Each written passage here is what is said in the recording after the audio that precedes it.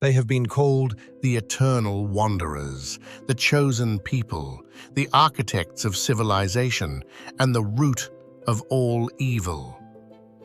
For over 3,000 years, the Jewish people have occupied a unique place in human history.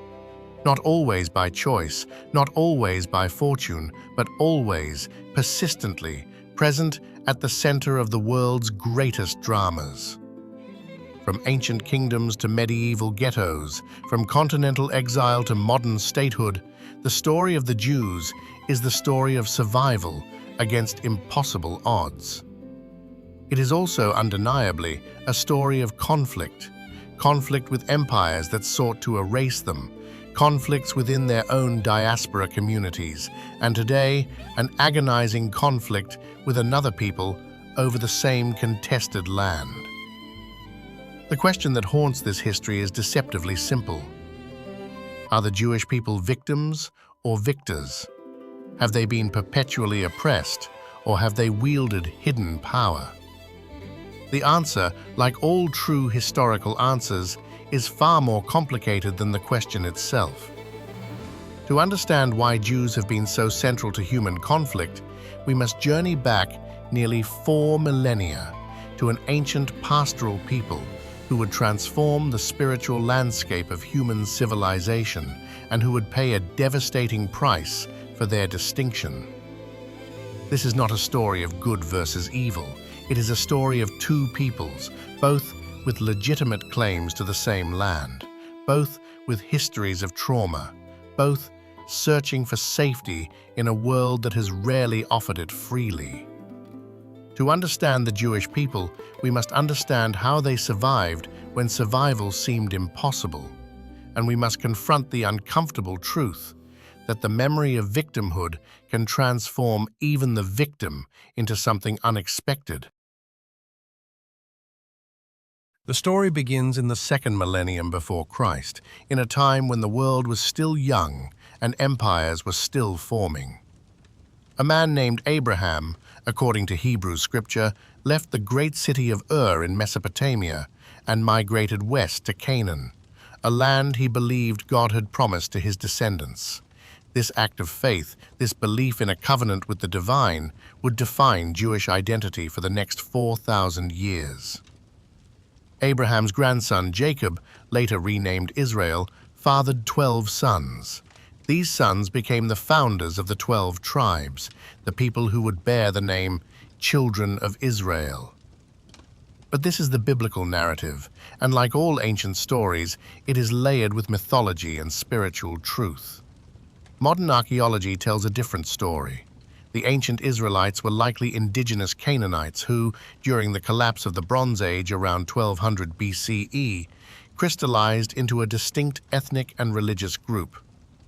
They appear in historical records for the first time on the Merneptah stele, an Egyptian monument dating to 1208 BCE, which mentions Israel as a known people. By 1000 BCE, these tribes united under King Saul, then King David, who conquered the city of Jerusalem and made it his capital. David's son Solomon built the first temple, a sanctuary so magnificent that it would echo through Jewish consciousness for 3,000 years, even after its destruction. But kingdoms divided rarely endure. After Solomon's death, the United Kingdoms split. The northern realm, retaining the name Israel, fell to the Assyrian Empire in 722 BCE. Its 10 tribes scattered, becoming forever lost to history, the mysterious lost tribes of Israel. Only Judah, the southern kingdom, survived. It would give its name to a people, the Jews. This is where our story truly begins. For nearly 150 years, the kingdom of Judah endured under Assyrian vassalage and later Persian rule. But in 586 BCE, a new threat emerged from the east: the Babylonian Empire under the mighty Nebuchadnezzar II. The king of Babylon laid siege to Jerusalem. Starvation reigned inside the walls. When the gates finally fell, Babylonian soldiers destroyed the temple, burned it to ash, stone by stone, and deported the Jewish elite to Babylon as slaves and prisoners. This destruction was not merely military, it was existential. The temple was not simply a building, it was the heart of Jewish spirituality, the place where God himself was believed to dwell. Its destruction seemed to mark the end of Jewish civilization itself, yet something unexpected happened. In exile, far from their land and their temple, the Jewish people did not disappear. They adapted, they evolved. Without a physical sanctuary, Jewish practice transformed. Rabbis and scholars began interpreting Torah, the written law, in new ways. Synagogues emerged as centers of study and prayer. Religion became portable, capable of surviving anywhere, anchored not in a physical temple, but in the hearts and minds of believers. When Babylon fell to the Persian Empire in 539 BCE, King Cyrus the Great permitted the Jews to return to Jerusalem and rebuild their temple. Most remained behind, establishing the first true diaspora communities that would define Jewish existence for millennia to come. But true peace was elusive. Jerusalem remained under foreign rule. For 500 years, Jews endured successive invasions, Greeks, Syrians, and finally, the most powerful empire the world had yet seen, Rome. In 63 BCE, Roman general Pompey conquered Jerusalem. For a century, the Jews lived under Roman occupation, increasingly restless, increasingly desperate. And then came the moment that would scatter them across the world forever. In 66 CE, Jewish zealots rose in rebellion against Roman rule. The Romans responded with overwhelming force. General Titus besieged Jerusalem for 4 brutal years. Starvation stalked the city, disease claimed thousands, cannibalism was reported among the starving. When the walls finally broke in 70 CE, the massacre was total. Historian Josephus, an eyewitness to the carnage, recorded that over 1 million Jews were killed, a figure likely inflated, but the scale of death was certainly apocalyptic. Approximately 97,000 Jews were captured and enslaved, scattered throughout the Roman Empire as property of Caesar. Titus's soldiers stormed the Second Temple. They tore down its sacred vessels, they set it ablaze, and as it burned, Jewish civilization as it had existed for 1,200 years burned with it. This moment, this catastrophe, marks the true beginning of the Jewish diaspora. It is called the Shoah in Jewish tradition. Not the Holocaust of World War II, but this first Holocaust, the destruction that scattered a people across an empire, that transformed them from a nation with a land into a people without borders. But crucially, the Jewish people adapted once again. Without a temple, they could not perform the ancient sacrificial rituals. But they could study, they could pray, they could remember. Judaism became a religion of learning, of community, of the book. The Torah and the Talmud, the written law and its endless interpretation, became the new temple, carried in the hearts of believers wherever they wandered.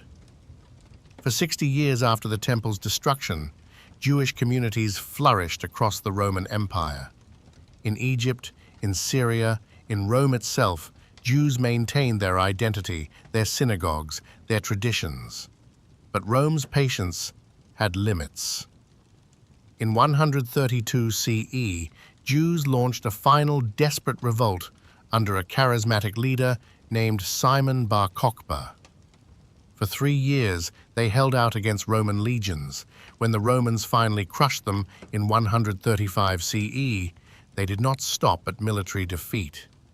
Emperor Hadrian renamed the region Syria Palestina, Palestine, erasing even the name of Judea from maps, as if trying to erase the Jewish people themselves from history.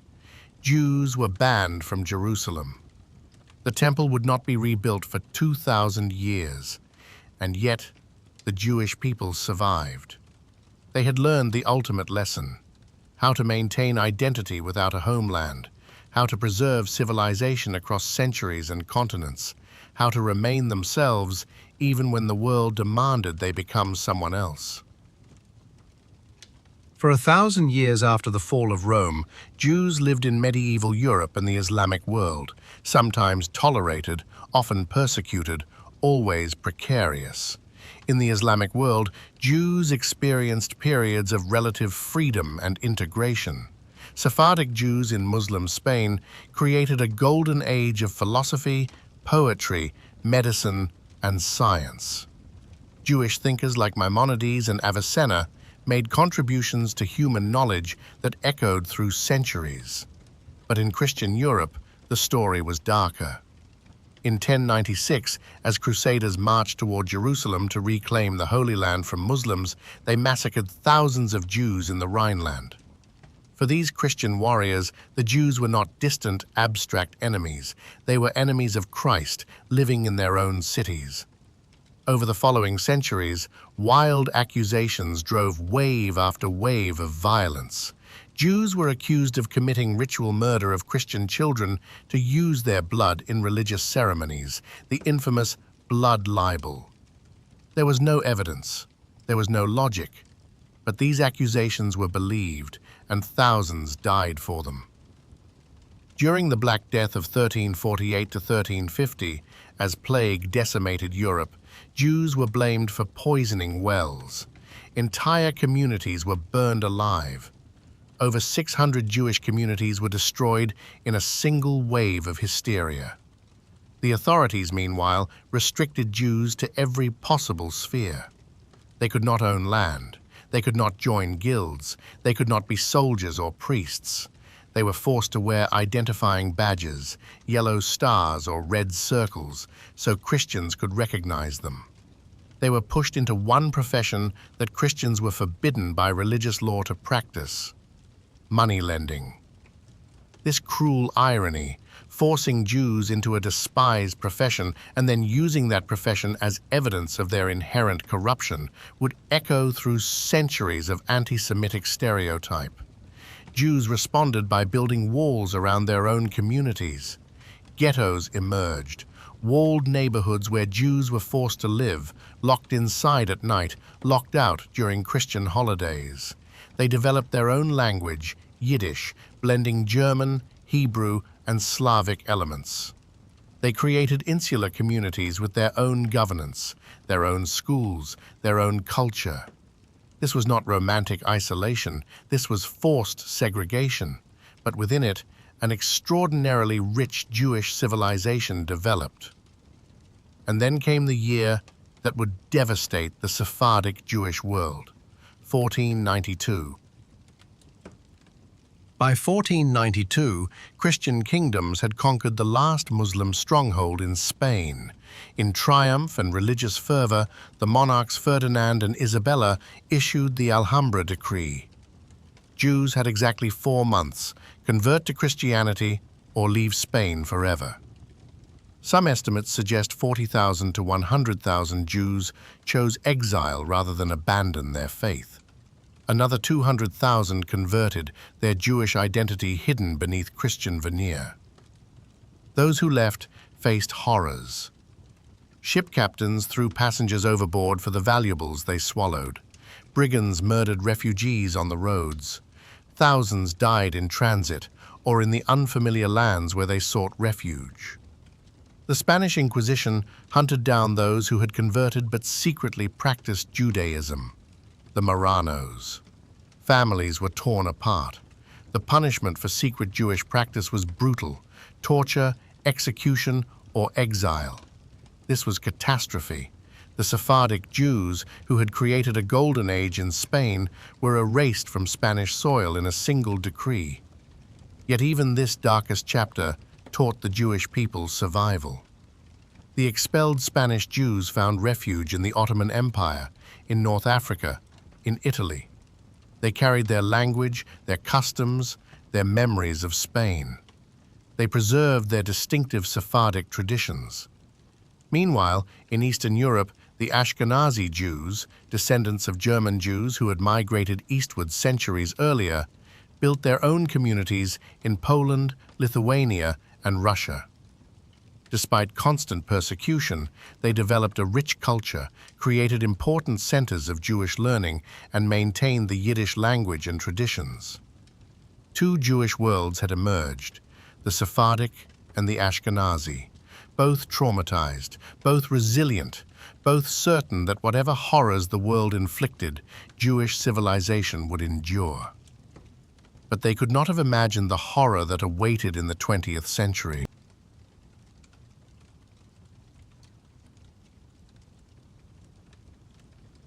By the 19th century, European Enlightenment had promised a new world.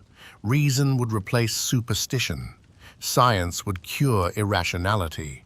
Surely, hatred would dissolve before the light of progress. For many Jews, assimilation seemed possible.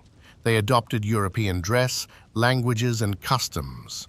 They left the ghettos. They became scientists, philosophers, doctors, lawyers.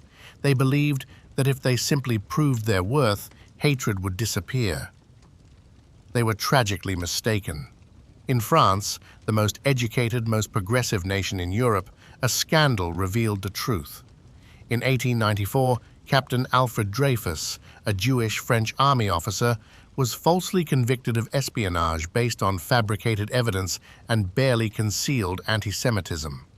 Though innocent, he was stripped of his rank in public humiliation, imprisoned, and eventually exonerated only after international outcry. The Dreyfus affair shattered the illusion of assimilation. If a successful, integrated French officer could be destroyed by anti-Semitism, then no amount of success, no degree of integration, would ever make Jews truly safe in the non-Jewish world. Watching the trial proceedings was an Austro-Hungarian journalist named Theodor Herzl. Herzl was assimilated, secular, largely indifferent to Judaism. But watching Dreyfus's humiliation, Herzl reached a conclusion that would change history. Anti-Semitism was permanent and rational. It could not be defeated through assimilation because it was not rooted in reason. It was rooted in the need for scapegoats, in the fundamental prejudice of the non-Jewish world. There was only one solution. Jews needed their own nation-state. In 1896, Herzl published a pamphlet titled Der Judenstaat, the Jewish State. In 1897, he convened the first Zionist Congress in Basel, Switzerland. Hundreds of Jews gathered to discuss the impossible dream, a Jewish homeland in Palestine. Zionism was not mysticism. It was born from desperation and the cold logic of survival. Jews had been dispersed for 2,000 years. Every attempt to live peacefully as minorities had eventually ended in persecution. Only political sovereignty, control of their own territory, could guarantee Jewish survival. The Zionist movement grew rapidly. Jewish immigrants began migrating to Palestine, then part of the Ottoman Empire. They purchased land, built communities, established Hebrew schools. They were not conquerors, they were refugees seeking refuge. But they were entering a land already inhabited by Palestinians who had lived there for centuries. During World War I, Britain made a fateful decision. Seeking to mobilize Jewish support and tap into financial networks controlled by Rothschild and other Jewish banking families, British Foreign Secretary Arthur Balfour issued a declaration. On November 2, 1917, in a letter to Lord Rothschild, Balfour wrote, "His Majesty's government views with favor the establishment in Palestine of a national home for the Jewish people." The Balfour Declaration seemed to offer everything Herzl had dreamed of: international recognition of the right to a Jewish homeland in Palestine. But there was a deception at the heart of this promise. Britain had made contradictory commitments. Even as they promised Palestine to the Jewish people, they made promises to Arab leaders that the region would become an independent Arab state. Both could not be true simultaneously.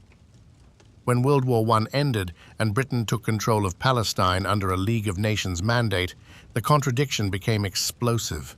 Jewish immigration increased. Palestinian Arabs watched their land being purchased by outsiders, their population being supplemented by foreign settlers. The seeds of conflict were planted, and unlike seeds of wheat or olive trees, these seeds would never bear peaceful fruit. Between 1933 and 1945, Europe experienced a catastrophe so total, so mechanized, so unprecedented in its barbarity that it would forever change how humanity understood evil. When Adolf Hitler rose to power in Germany in 1933, he did not immediately order mass murder. Instead, he began systematically stripping Jews of their rights. The Nuremberg laws of 1935 defined Jews by ancestry rather than religion, revoked their citizenship, and banned them from professions. Jews were expelled from universities, removed from government, banned from newspapers and entertainment. Kristallnacht in 1938 signaled escalation. Nazi mobs burned synagogues, destroyed Jewish businesses, murdered hundreds. The message was clear. Jews were no longer citizens. They were enemies. Throughout the 1930s, Jews tried to flee, but most nations refused them entry. They were trapped. On January 20th, 1942, at a villa in Wannsee, a suburb of Berlin, Nazi leadership held a conference to discuss what they called the final solution to the Jewish problem. The solution was genocide. What followed was the largest, most systematized mass murder in history. 6 million Jews were murdered, 1/3 of all Jews in the world. They died in gas chambers at Auschwitz-Birkenau, where 1.3 million were killed. They died at Treblinka, Sobibor, Belzec, specialized death factories designed for one purpose only: industrial genocide.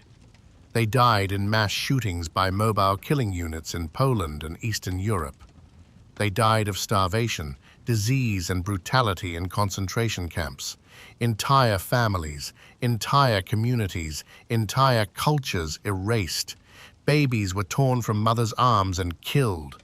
Children were used in medical experiments. The elderly were worked to death or executed. Men, women, children. 6 million individuals with names, dreams, families, futures, systematically murdered because they were Jewish. Only rarely did Jews fight back with weapons. In April 1943, as Nazis tried to liquidate the Warsaw Ghetto, Jewish fighters, armed with homemade weapons and grenades, launched an armed uprising. They held out for 27 days against German tanks and artillery, longer than Poland itself had resisted Nazi invasion. They died knowing victory was impossible, but they chose to die as fighters, not victims. The Holocaust was not simply a tragedy. It was proof that Theodor Herzl had been right. Without a nation-state, without control over their own destiny, Jews were eternally vulnerable to extermination. This memory, this scarring, defining, eternal memory, would shape everything that followed. In the aftermath of World War II, the world was horrified by revelations of the Holocaust. The international community concluded that Jews deserved a homeland where they could be safe, where they could defend themselves, where they would never again be helpless. On November 29, 1947, the United Nations voted to partition Palestine into separate Jewish and Arab states. On May 14, 1948, David Ben-Gurion declared the birth of the State of Israel. For Jews, this was resurrection. After 2,000 years of exile, a Jewish nation was reborn. The ancient dream had been realized. But this resurrection came at a cost paid by Palestinians.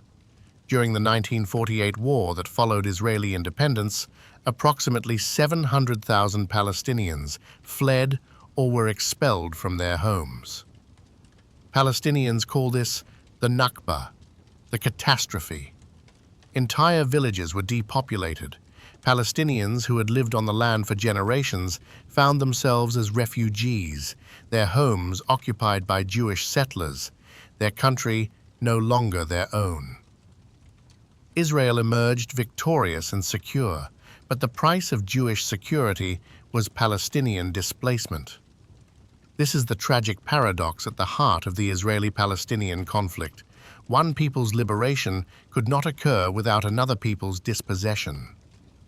For the next 75 years, this conflict would define Middle Eastern politics.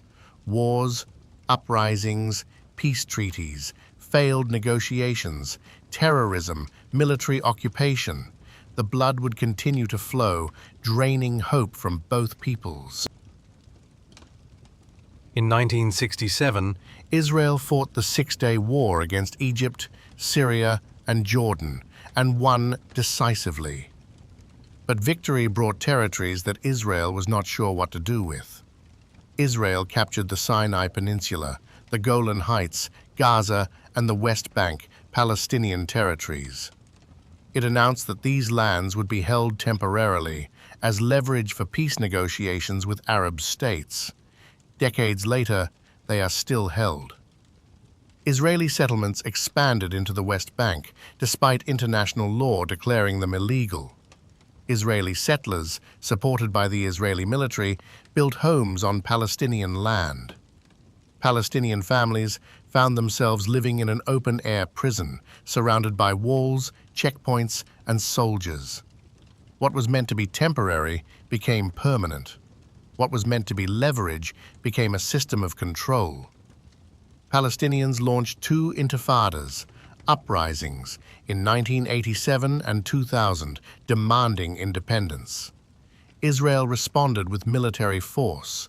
Thousands were killed, mostly Palestinian civilians. Suicide bombings by Palestinian resistance groups killed Israeli civilians. The cycle of violence perpetuated itself, trauma breeding trauma, hatred breeding hatred. Israel maintained that its military occupation was necessary for security. Palestinians argued that occupation itself was the terrorism, that living under foreign military rule, that seeing their lands stolen by settlers, that experiencing constant humiliation and loss of rights constituted an ongoing violence against their existence.